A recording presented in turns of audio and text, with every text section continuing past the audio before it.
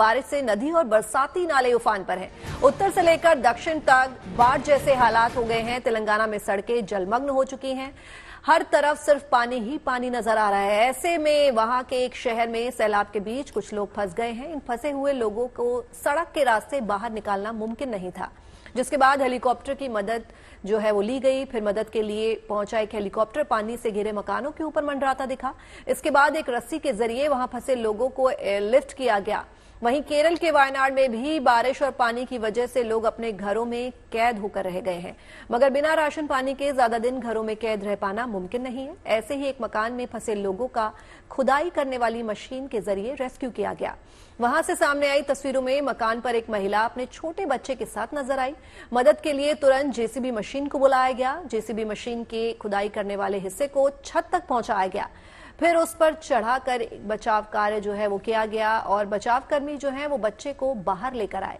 बाद में बच्चे की मां को सुरक्षित बाहर निकाला गया।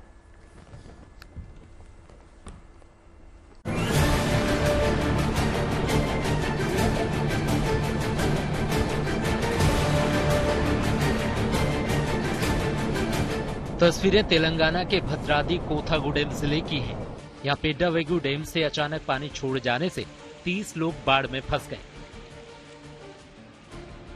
आप देख सकते हैं डैम के पानी ने हर तरफ कब्जा कर लिया है और लोग जहां के तहां फंसे हुए हैं।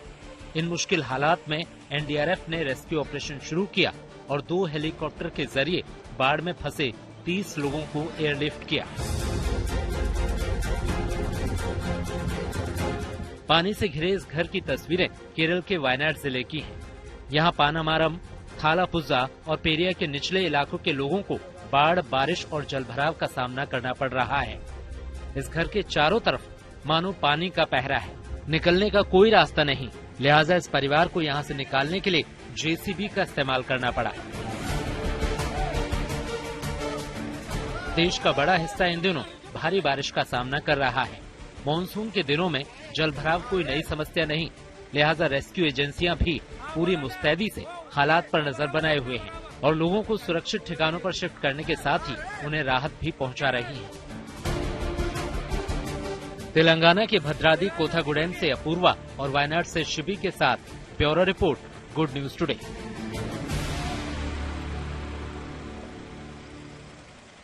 और बात उस खबर की जिसने दुश्मनों में बेचैनी पैदा कर दी है। अरब सागर से हिंद महासागर के बीच के समुद्री क्षेत्र में पाकिस्तान और चीन को सबक सिखाने के लिए भारत ने नई तैयारी की है। भारत सरकार अब लक्षद्वीप में नए मिलिट्री बेस बनाने जा रही है, जिसके जरिए आसपास के पूरे क्षेत्र में देश की सैन्य ताकत का इस्तेमाल किया जा सकेगा। इससे समुद्र सुरक्षित होगा, साथ ही इलाके में पर्यटन बढ़ेगा, यानी एक पंथ और 2 काज।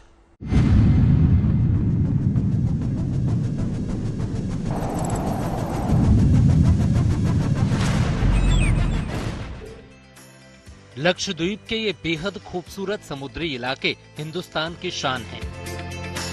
भारत के दक्षिण पश्चिमी समुद्री क्षेत्र में मौजूद ये द्वीप समूह अपने कुदरती सौंदर्य से देश विदेश के सैलानियों को खूब आकर्षित कर रहा है। न केवल भारत बल्कि दूसरे देशों के सैलानी भी अनूठे प्राकृतिक माहौल का मजा लेने यहाँ पहुँचने लगे हैं। वहीं अब सामरिक नजरिए से भी भारत के समुद्री क्षेत्र की अहमियत काफी बढ़ गई है। यही वजह है कि सरकार ने अब इस इलाके में फौजी ढांचा मजबूत करने के लिए बड़ा कदम उठाने का फैसला किया है। खबर है कि सरकार ने लक्षद्वीप में 2 सैन्य हवाई अड्डों के निर्माण को मंजूरी दे दी है।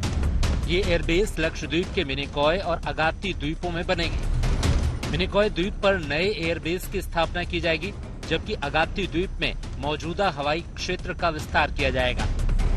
लक्षद्वीप में मिलिट्री बेस का प्रस्ताव सेना के तीनों अंगों की ओर से दिया गया था। लक्षद्वीप के एयरबेस से अब अरब सागर और हिंद महासागर के बीच हिंदुस्तान के लड़ाकू विमानों की उड़ान होगी तो दुश्मन कांप उठेंगे। बताया जा रहा है कि समुद्री क्षेत्र में चीन की बढ़ती गतिविधियों पर निगरानी के लिए भारत यहां अपनी सैन्य क्षमताओं को लगातार मजबूत करने पर ध्यान दे रहा है। खबर है कि पाकिस्तानी नौसेना के साथ मिलकर चीन इस इलाके में घुसपैठ की कोशिश कर रहा है, लिहाजा इस तरफ चीन की हर नापाक चाल को काम करने के लिए भारतीय सेना ने कमर कस ली है और यहाँ ज्यादा असरदार तरीके से सक्रिय होने का फैसला किया है। भारत सरकार के एक्शन प्लान के मुताबिक लक्षद्वीप में एयरबेस का इस्तेमाल लड़ाकू और परिवहन विमानों के लिए किया जाएगा। इतना ही नहीं, यहाँ से लंबी दूरी के ड्रोन भी उड़ान भर सकेंगे। इसका फायदा ये भी है कि यहाँ से अरब सागर से लेकर हिंद महासागर तक के इलाके में समुद्री डकैती और तस्करी की घटनाओं पर भी नियंत्रण करने में मदद मिलेगी। इस मिलिट्री एयरबेस परियोजना का संचालन भारतीय वायुसेना करेगी। वहीं वायुसेना के अलावा थल सेना, नौसेना और भारतीय कोस्ट गार्ड भी यहाँ के मिलिट्री बेस का इस्तेमाल करेंगे।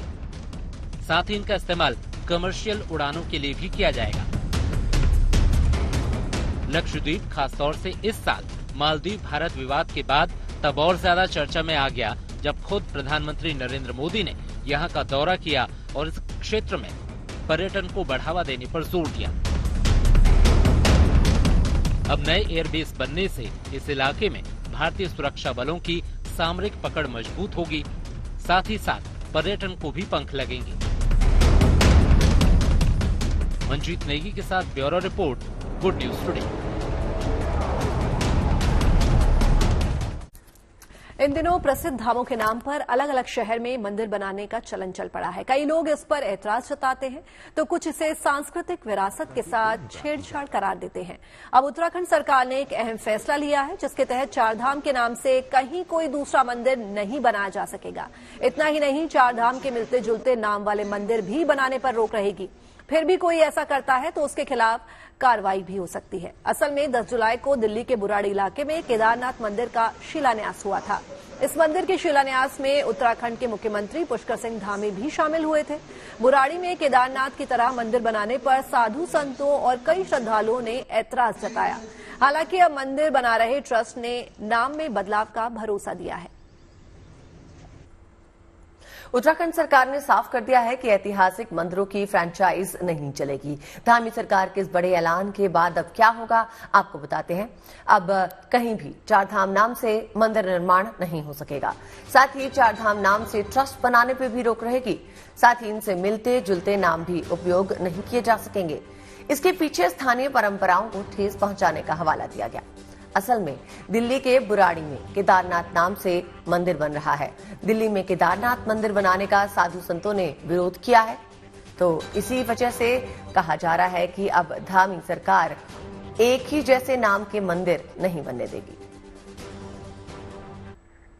और चलिए अब बात कर लेते हैं बजट की। 23 जुलाई को वित्त मंत्री निर्मला सीतारमण संसद में बजट पेश करेंगी। बजट से क्या है लोगों की उम्मीदें, आइए आपको दिखाते हैं। बजट में क्या उम्मीद आपको लग रही है? तीसरा टर्म है सरकार का, मोदी सरकार का, क्या उम्मीद है आपको? देखिए, बीइंग अ स्टूडेंट मैं बता रहा हूँ कि अभी जो इस पे मैं चाहता हूँ गवर्नमेंट ज्यादातर काम करे और बहुत ज्यादा फोकस लगाए, वो है स्किल डेवलपमेंट के ऊपर। बीइंग अ स्टूडेंट, मैं एक स्टूडेंट कम्युनिटी का पर्सपेक्टिव दे रहा हूँ आपको। पिछले 3-4-5 साल में जो चीज सबसे ज्यादा चेंज हुई है यूथ के अंदर, वो उनका माइंडसेट हुआ है। Being a job seeker to being a job giver की तरफ जो यूथ का माइंडसेट गया है, नहीं मुझे जॉब गिवर बनना है, मुझे Tier 1, Tier 2, 3 सिटीज के अंदर जॉब की प्रोडक्शन करनी है, चाहे अपॉर्चुनिटीज प्रोड्यूस करनी है। ठीक है, एक चीज मैं चाहता हूँ जो इंट्रोड्यूस की जाए, that is skill based reservation. कुछ चीजों के लिए हर स्टेट का अपना अपना रेगुलेशन कमेटी तो रहता ही है, जिसमें से उनको इंडस्ट्री ट्रेनिंग और इन चीजों के लिए थोड़ी बहुत फंड अलग से निकाल के रखना चाहिए। क्योंकि पढ़ाई तो 15-20 सालों से वही रहा जा रहा है, लेकिन जो टेक्नोलॉजी बदलते आ रही है, वो काम करने की तकनीकें और इंडस्ट्री में मशीनरी चेंज हो रही है। इसका अगर आप लोगों को नॉलेज प्रोवाइड करवा दें तो वो आगे जाके तरक्की कर पाएंगे। हिसाब से जैसे अभी मेरे फ्रेंड्स ने बोला कि स्किल बेस्ड हमें लर्निंग आगे बढ़ानी चाहिए। जैसे कि हमें पता है कि एआई जो है अभी इंट्रोड्यूस हुआ है कुछ टाइम से, और वो कई लोगों के लिए बहुत थ्रेट भी बन गया है। जिनको वो एआई ढंग से यूज करना नहीं आता, उनकी जॉब्स भी जा रही है बिकॉज ऑफ एआई। बट हम इसको कम कर सकते हैं। हम ये कर सकते हैं कि गवर्नमेंट जो करे वो स्कूल से ही एआई के क्लासेस अगर इंट्रोड्यूस कर दे, क्लासेस एक सब्जेक्ट इंट्रोड्यूस कर दे, जो कि हम स्टार्टिंग से एआई के बारे में लर्न करें, उसे रेगुलेट करना जाने, ताकि आगे जाके हम इंडस्ट्री और जो एजुकेशन है उसके बीच का गैप, जो स्किल गैप है जो एआई क्रिएट कर रहा है, उसे हम कम कर सकें।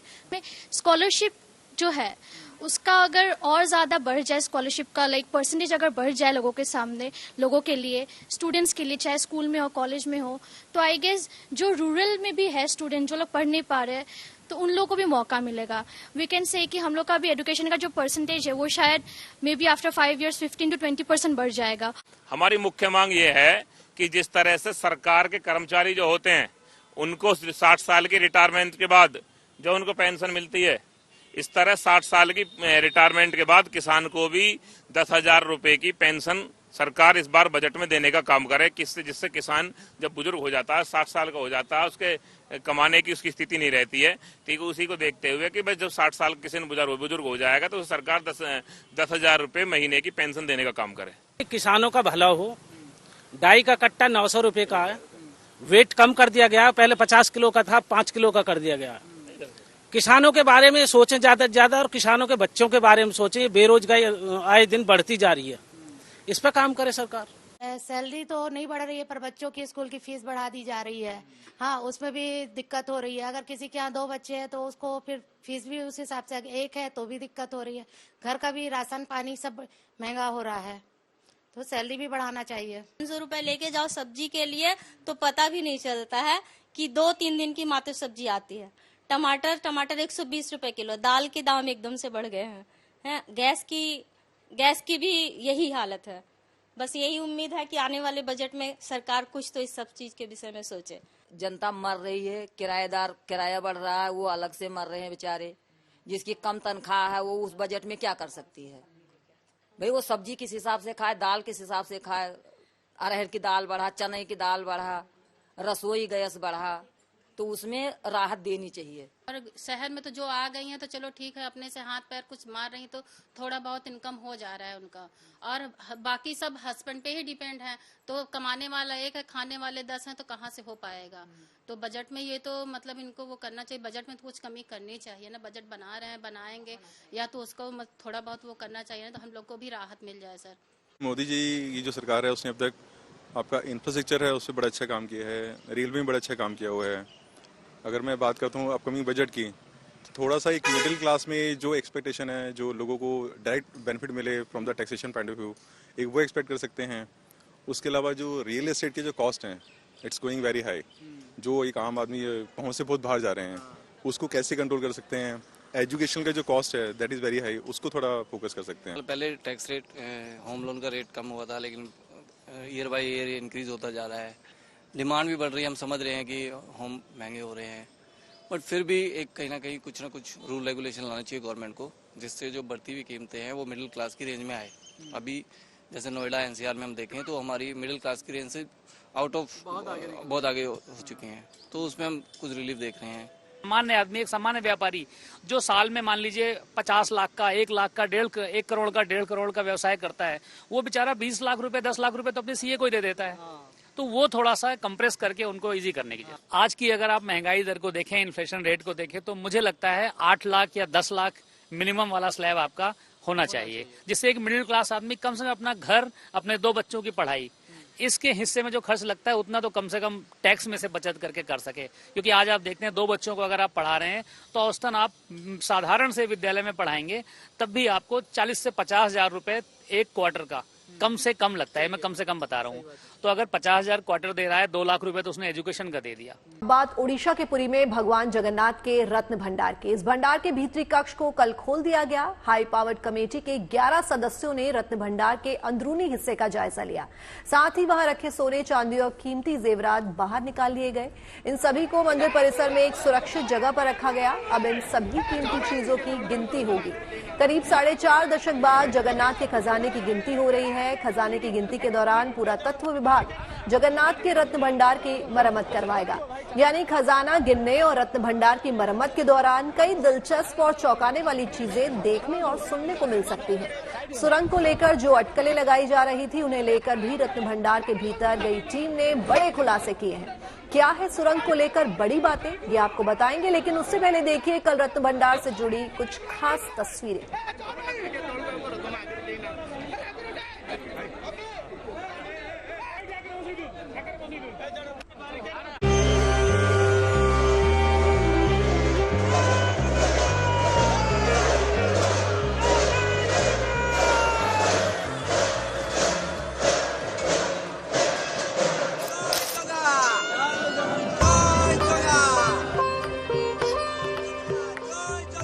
लंबे इंतजार के बाद आखिरकार पुरी में भगवान जगन्नाथ के श्री मंदिर में बने रत्न भंडार का ताला खुल चुका है।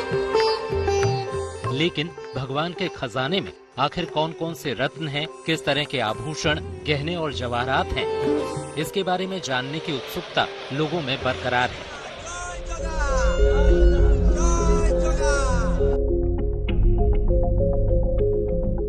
क्योंकि अभी उन तमाम सामग्रियों का लेखा जोखा बाकी है जो महाप्रभु जगन्नाथ के रत्न भंडार में मौजूद हैं। I told all the valuables which were there in the inner Ratna Bhandar were shifted to the new one, and the safety and security of the new strong room is also there is a SOP in place. And after the shifting, the Archaeological Survey of India will do the necessary conservation works. Post which these valuables will again be taken back to the Vitar Ratna Bhandar and the inventarization will take place. रत्न भंडार की जांच के लिए बनी उच्च स्तरीय समिति के सदस्य गुरुवार 18 जुलाई को शुभ मुहूर्त में सुबह 9:51 पर इसके अंदरूनी हिस्से में गए और करीब 7 घंटे तक वहां की स्थिति का मुआयना किया। इसके बाद वहां 4 अलमारी और 3 संदूक में मौजूद सामग्री को अस्थायी स्ट्रांग रूम में शिफ्ट कर दिया गया। जहाँ ताला नहीं था उसको भी खोला गया। एक करके अलमीरा का संपत्ति एक अलमीरा को ले लिया गया। जो बाहर कुछ खुला हुआ संपत्ति था, वार मटेरियल कुछ था उसमें, तो उसको सेपरेट पैकिंग करके हम लोग ने उसको भी नंबर दे के सीरियल करके सब फिर पुनः उसको लेके जो टेम्पररी रत्न भंडार बना है उसमें रख दिया। रत्न भंडार के अंदरूनी भाग को वैसे तो 14 जुलाई को ही खोला जा चुका था और वहां नया ताला लगाया जा चुका था,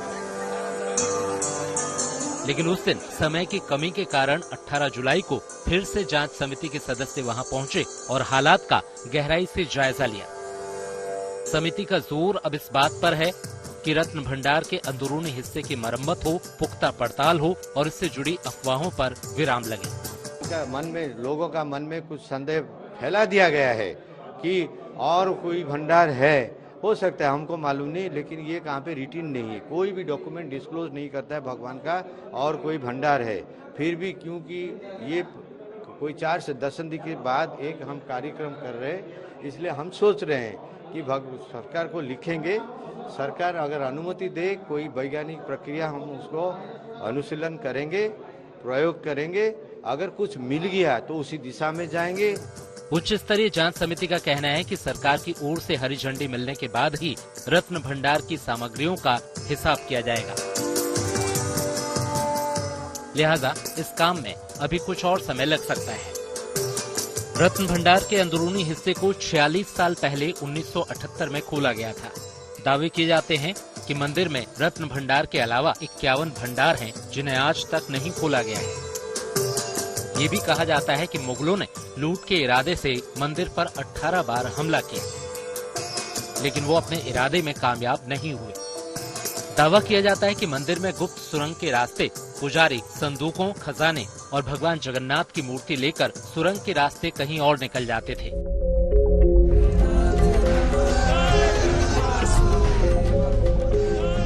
हालांकि जांच समिति रत्न भंडार को लेकर लग रही अटकलों से साफ इनकार करती है। हमने अलमीरा हटाया, पुराना जो रत्न भंडार है उसका अलमीरा हटाया। लोगों का जो सोच था कि या दिमाग में कुछ घुस गया था, कुछ लोग घुसा रहे हैं अभी यूट्यूब में घुमा के कि वहाँ पे सांप है, वहाँ पे ये है, फलाना है, तो उसको दूर करने के लिए हमने, या सुरंग है, इसको दूर करने के लिए हमने पूरे वीडियोग्राफी किया। वॉल पोजीशन में भी हमको कोई कुछ एक अशरफा, कॉकरोच या एक आंट, पिंपड़ी या एक झिटपिटी, कोई भी कुछ नमूना नहीं मिला।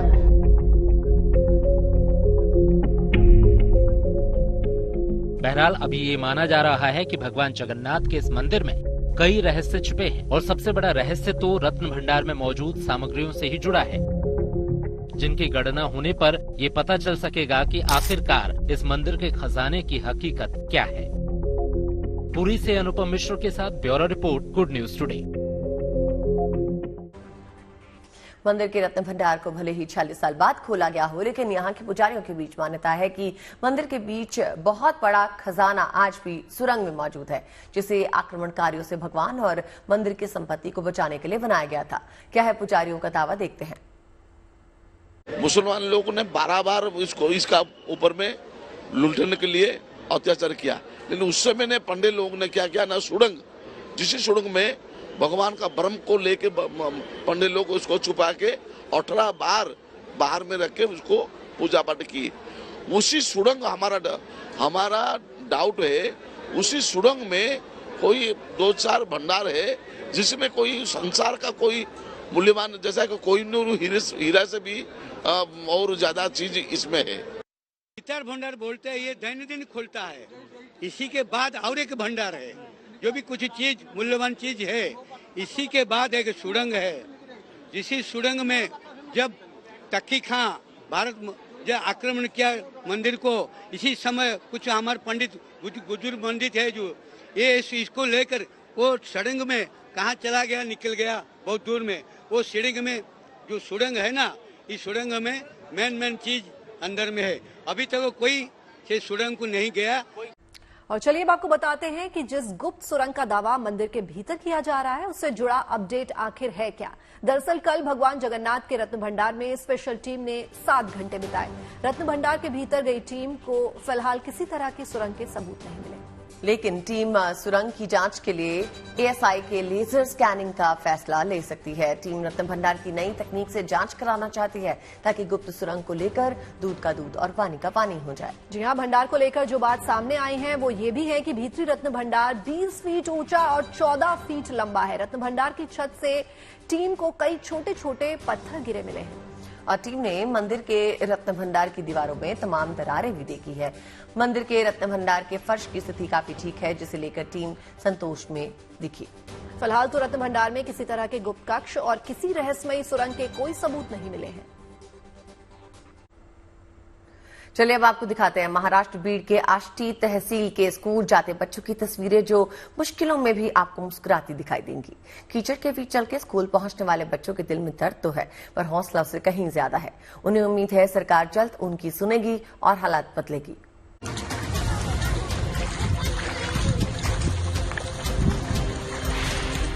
रेलगाड़ी की चाल में चलते ये बच्चे पहली नजर में आपको मस्ती करते दिखेंगे, लेकिन इनकी इस मस्ती के जरिए इनकी जिंदगी की कश्ती भी आगे बढ़ रही है। दरअसल हकीकत ये है कि मुसीबत भरी इस जगह पर खेलते कूदते और मस्ती करते हुए ये बच्चे अपने भविष्य की ओर कदम बढ़ाने में जुटे हैं। आवाजाही का ये रास्ता भले ही खस्ता हाल है, लेकिन हंसते हंसते ऐसी मुश्किलों से गुजरना इनका शगल बन चुका है। ये तस्वीरें महाराष्ट्र के बीड़ के आष्टी तहसील की हैं, जहां पर लोग 70 सालों से कीचड़ के बीच से यूं ही गुजरने को मजबूर हैं। स्थानीय लोगों ने कई बार प्रशासन से गुहार लगाई, लेकिन हाल जस का तस बना हुआ है। कीचड़ के बीच स्कूल जाते इन नन्हे पांवों को बचाने की पेरेंट्स सारी कवायतें करते हैं, लेकिन सफर लंबा है, इसलिए बच्चों को भी कीचड़ में उतरना ही पड़ता है। शाळेत जाताना चिखलात पाय फसतात, मग चपला तुटतात, चपला आणायला पैसे येत नाहीत। 4 वर्ष झालं मी अशा चिखलात शाळेत जाते। लई चिखल झाल्यामुळे आम्हाला वडिलांना बोलावं वाटतं। यहाँ के लोगों का कहना है कि कीचड़ भरे रास्तों के चलते इन्हें तमाम दुश्वारियों से गुजरना पड़ता है।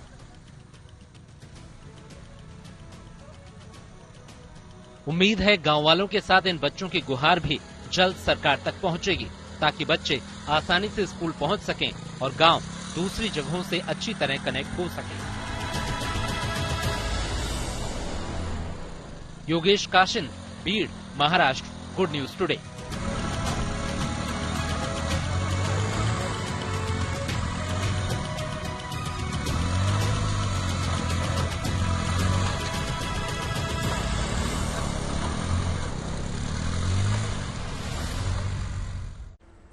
एक वक्त था जब शहरों में छोटे थिएटर्स वहां की पहचान हुआ करते थे, लेकिन धीरे धीरे मल्टीप्लेक्सेस का दौर आया और छोटे सिनेमाघर या तो बंद हो गए या फिर गुमनामी में कहीं खो गए।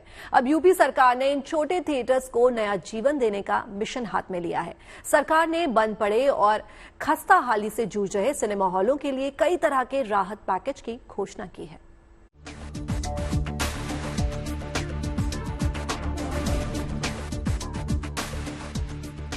पुराने दिन, सुहाने दिन, यादों की कश्ती में गुजरे वो निराले दिन 90 के दशक को याद करें तो सिनेमा घरों की अलग ही तस्वीर जहन में उतरती है। सिंगल स्क्रीन के वो छोटे सिनेमा हॉल याद आते हैं। मल्टीप्लेक्स की दौड़ में वो तस्वीरें कईयों के लिए धुंधली हो चुकी हैं तो कईयों ने देखी ही नहीं है। लेकिन फिल्मों से हमारा दशकों पुराना प्रेम यूं ही बरकरार है। इसे लेकर यूपी सरकार ने शानदार पहल की है, जिससे सिनेमा घरों को बचाने के साथ ही रोजगार को भी बढ़ावा दिया जा सकेगा। फिल्में अब सिनेमा हॉल, मल्टीप्लेक्स से होते हुए OTT पर उतर चुकी हैं। ऐसे में सिनेमा घरों से जुड़े रोजगार खत्म होने की कगार पर हैं। यूपी सरकार इसी को बचाने की कवायद में जुटी है। नई सिंगल स्क्रीन सिनेमा हॉल के निर्माण के लिए इंसेंटिव दिया जाएगा। सिनेमा घरों में सिटिंग लिमिट में छूट दी जाएगी। ऐसे में निवेशक बड़े की जगह छोटे सिनेमा हॉल भी स्थापित कर सकेंगे। बंद हो चुके छोटे सिनेमा घरों को फिर से खोलने के लिए सब्सिडी या वित्तीय सहायता दी जाएगी। नए मल्टीप्लेक्स के निर्माण के लिए भी प्रोत्साहन दिया जाएगा। राज्य में 39 जिलों में कोई मल्टीप्लेक्स नहीं है, 10 जिलों में सिनेमा हॉल भी नहीं है। सिनेमा घरों को बढ़ावा देने की नई योजना का मकसद राज्य में एंटरटेनमेंट के लिए एक विकल्प तैयार करना है और साथ ही रोजगार को भी रफ्तार देना है। लखनऊ से आशीष श्रीवास्तव के साथ bureau report, good news today. उम्मीद करते शुभ समाचार के साथ आपके दिन की शुरुआत भी शुभ रही होगी। और बाकी देश और दुनिया की तमाम पॉजिटिव न्यूज के लिए आप बने रहिए गुड न्यूज टुडे पर।